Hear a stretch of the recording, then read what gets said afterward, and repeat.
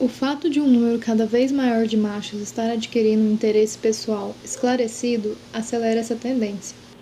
Eles estão percebendo cada vez mais que o interesse da fêmea é o interesse deles, que eles só podem viver por intermédio da fêmea e que, quanto mais a fêmea for incentivada a viver, a se realizar, a ser uma fêmea e não um macho, tanto mais próximo ele estará da vida. Ele está prestes a perceber que é mais fácil e satisfatório viver por intermédio da mulher do que tentar ser ela e usurpar as suas qualidades, reivindicando-as como suas, empurrá-las para baixo e dizer que ela é macho. A bicha, que aceita sua masculinidade, ou seja, sua passividade, sua total sexualidade e sua efeminação, também é mais bem servida por mulheres que sejam verdadeiramente femininas, pois assim seria mais fácil para ela ser macho. Se os homens fossem sábios, tentariam realmente ser fêmeas, concentrando esforços numa pesquisa biológica intensa que levaria à possibilidade de, por meio de operações no cérebro e no sistema nervoso, se transformarem psicológica e fisicamente em mulheres. Continuar a usar a fêmea para reprodução ou reproduzir em laboratório também se tornará uma questão acadêmica. O que acontecerá quando todas as fêmeas estiverem tomando pílula e não houver mais nenhum acidente? Quantas mulheres irão engravidar, se houver um acidente, e permanecer grávidas? Não, as mulheres não adoram ser éguas reprodutoras, apesar de toda a baboseira dita pelas fêmeas robotizadas, que sofreram lavagem cerebral. Numa sociedade composta apenas de mulheres totalmente conscientes, a resposta será nenhuma. Uma parcela delas deverá ser reservada compulsoriamente para servir como reprodutoras da espécie? Isso obviamente não dará certo. A resposta é a produção de bebês em laboratórios.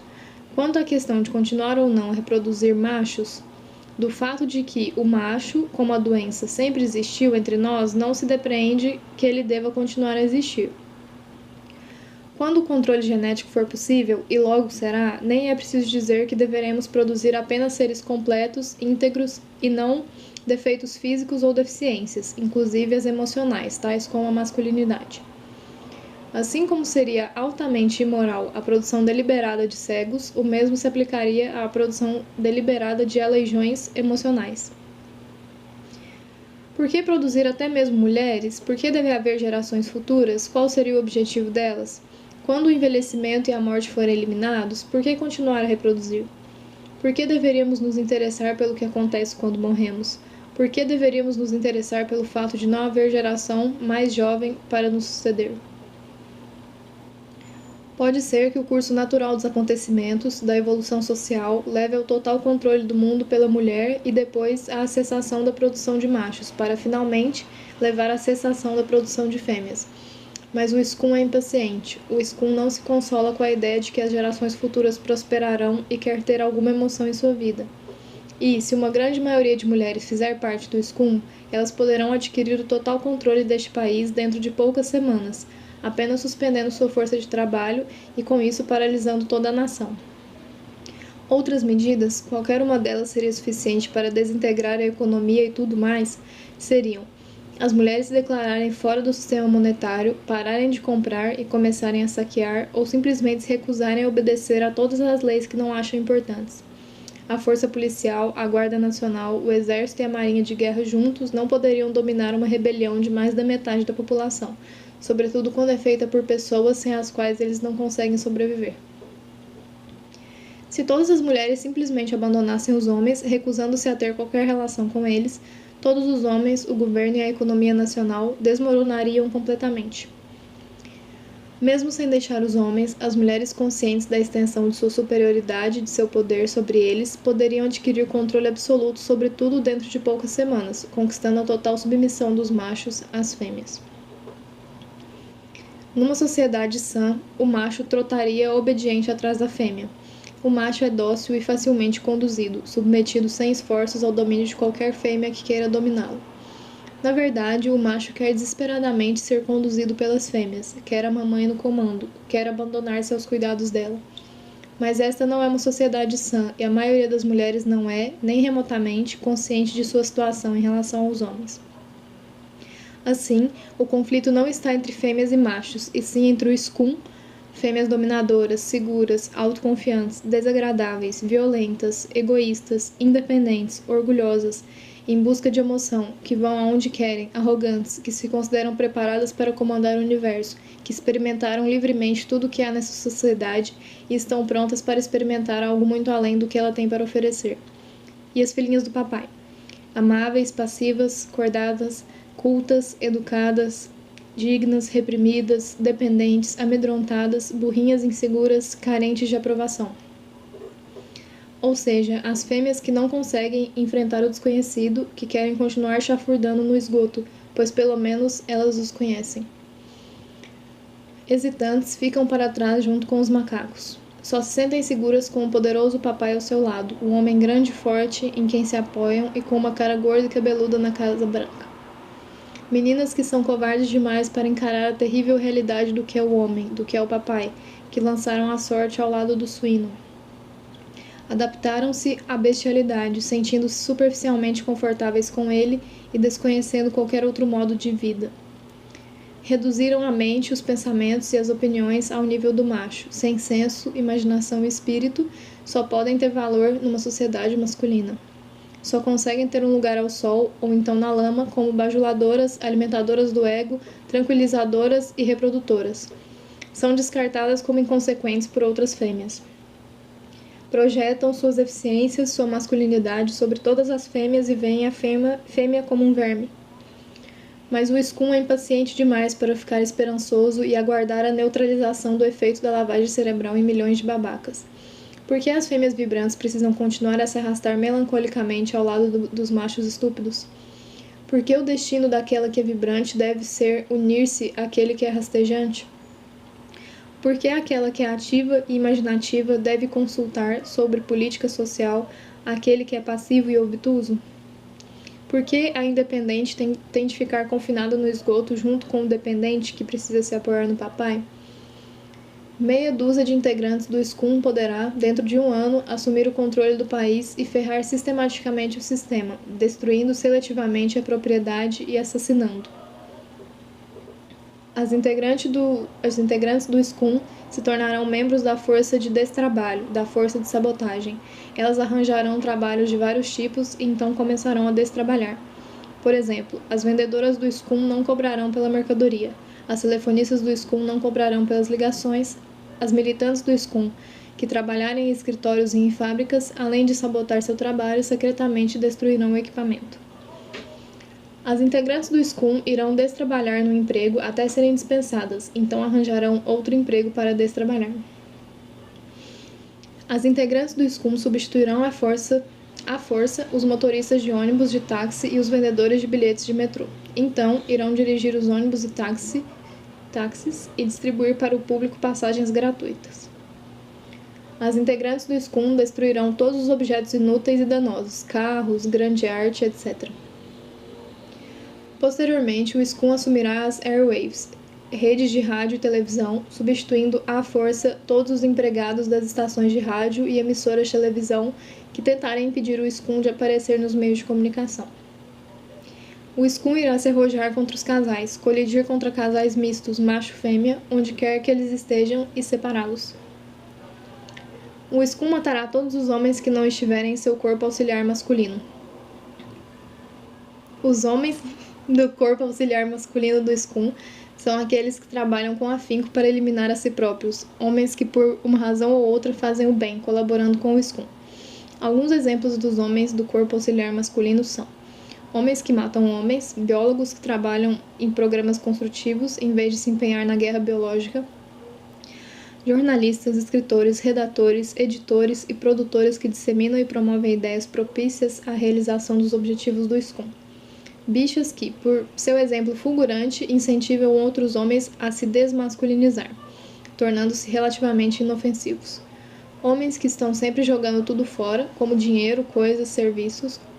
Homens que falam exatamente o que são, até agora nenhum deles fez isso.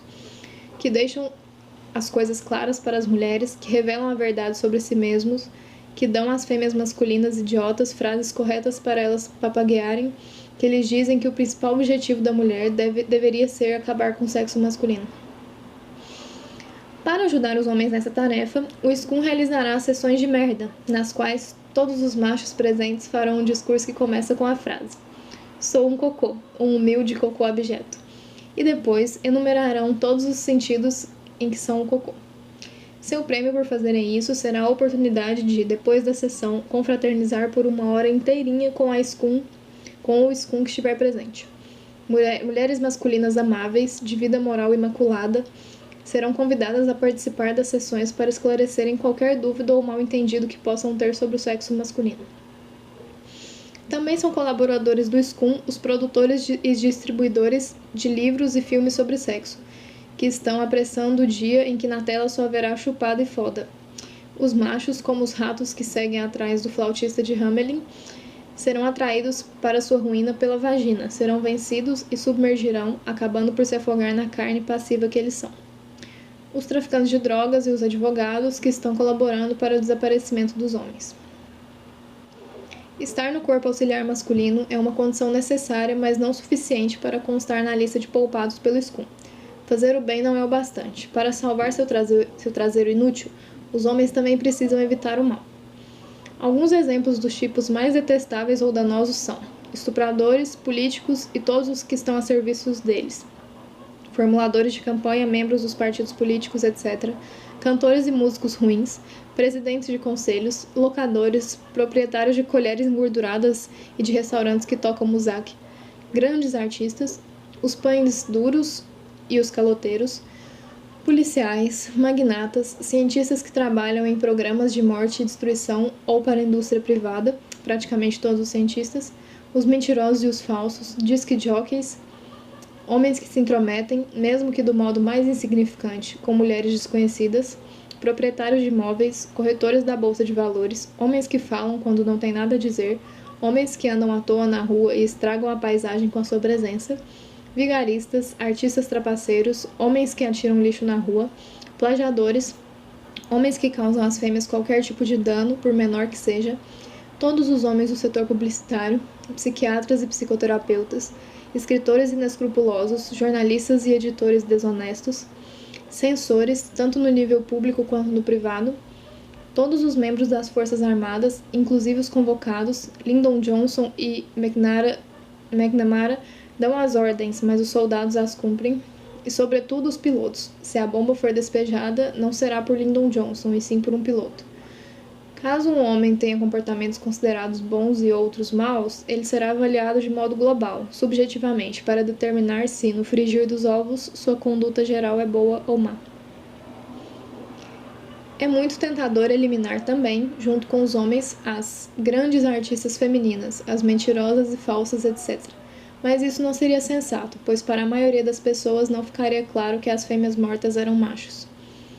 Todas as mulheres têm um pouco de delatoras, umas mais, outras menos, mas isso decorre da convivência com os homens. Eliminando-se estes, as mulheres terão um desenvolvimento melhor.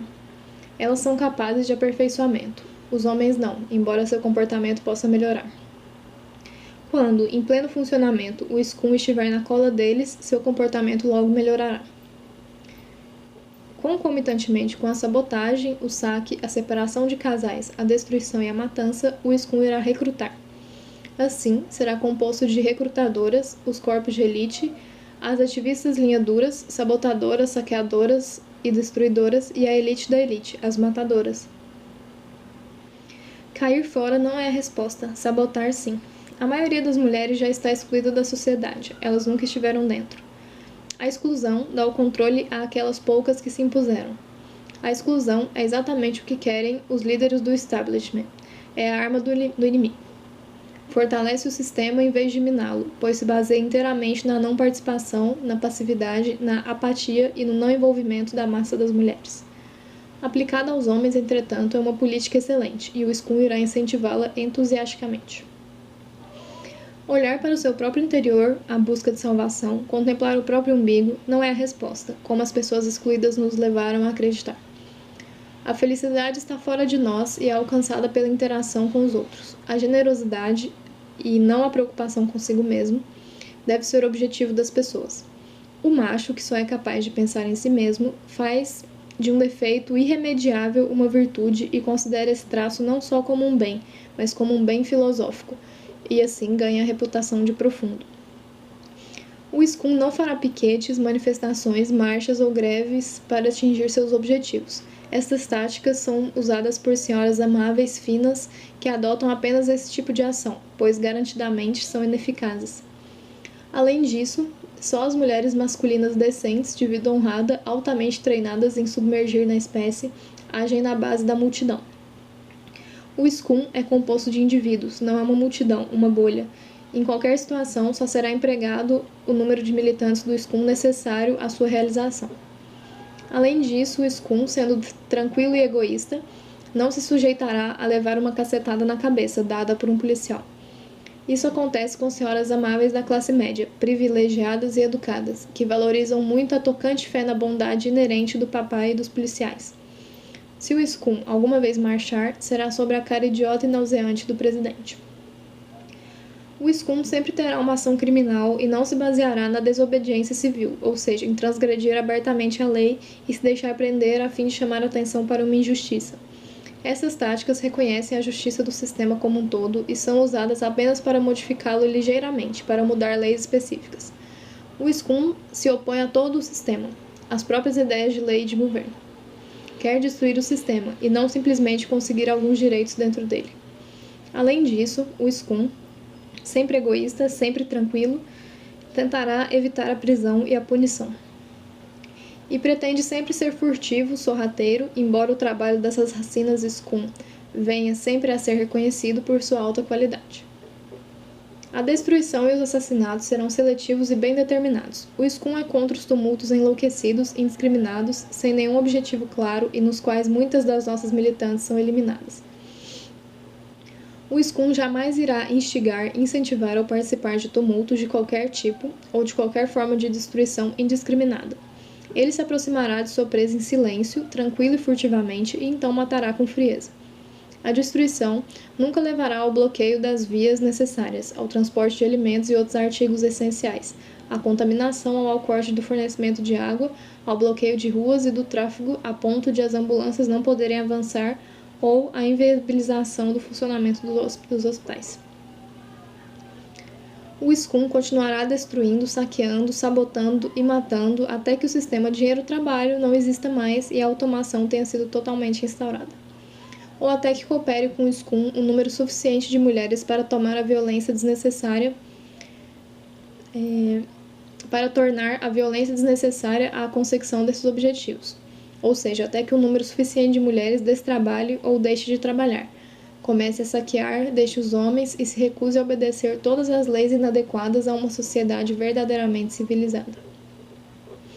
Muitas mulheres se corrigirão, mas muitas outras, rendidas de longa data ao inimigo, tão adaptadas à bestialidade e à masculinidade, que aprenderam a gostar das restrições e limitações e não sabem o que fazer com a liberdade, continuarão a ser bajuladoras e capachos, do mesmo modo como os camponeses das plantações de arroz continuam a ser camponeses das plantações de arroz quando um regime é substituído por outro. Algumas das mais instáveis irão choramingar e ficar emburradas, atirando no chão seus brinquedos e panos de pia, mas o SCUM continuará a avançar implacavelmente sobre elas. Uma sociedade totalmente automatizada pode ser alcançada de modo muito simples e rápido, desde que a população pressione nesse sentido. Os planos para ela já existem e sua construção levará apenas algumas semanas com milhões de pessoas trabalhando. Mesmo fora do sistema monetário, todos ficarão muito contentes em trabalhar e construir uma sociedade automatizada. Isso vai assinalar o início de uma nova era fantástica, e a sua construção será feita num clima de comemoração. A eliminação do dinheiro e a instauração plena da automação são elementos básicos para todas as outras reformas do SCUM. Sem elas, as outras não poderão existir.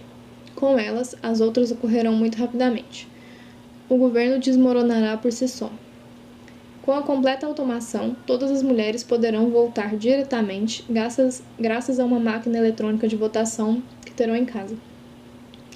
Uma vez que o governo se ocupa quase totalmente com o controle dos assuntos econômicos e com a legislação sobre questões puramente privadas, a eliminação do dinheiro e dos machos que querem regulamentar a moralidade não deixará praticamente nenhuma questão para ser votada.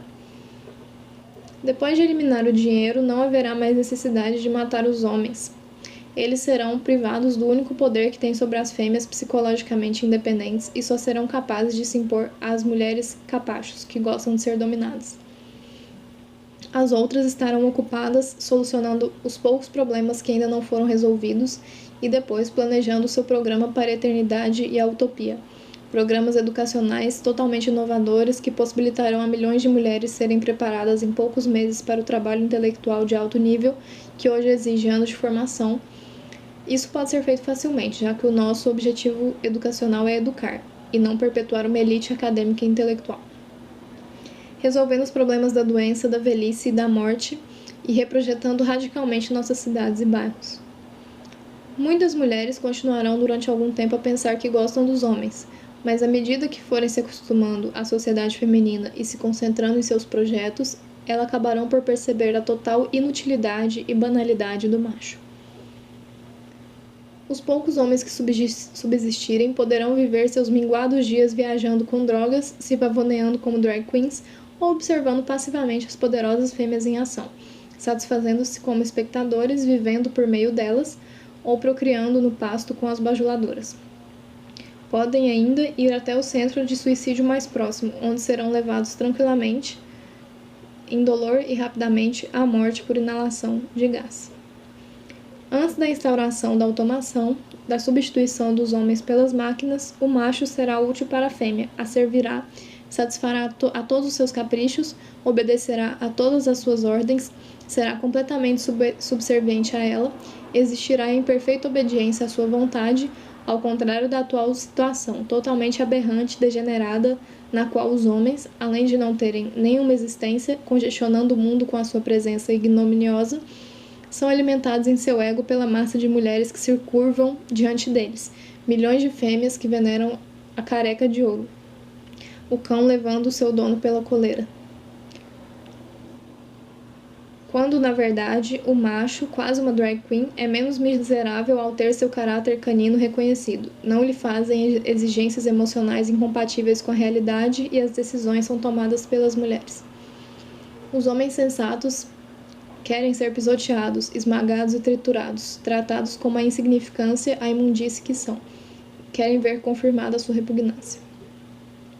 Os homens doentes, insensatos, aqueles que tentam se defender de sua repulsividade, quando virem o escum avançando em direção a eles, se agarrarão aterrorizados à grande mamãe com suas grandes tetas balançantes, mas as tetas não o protegerão do escum. A grande mamãe vai estar agarrada ao grande papai, que estará na esquina se borrando nas calças. Os homens sensatos, entretanto, não irão chutar, lutar ou protestar em desespero. Eles simplesmente se sentarão tranquilos, se divertirão com o espetáculo e flutuarão nas ondas de seu desaparecimento.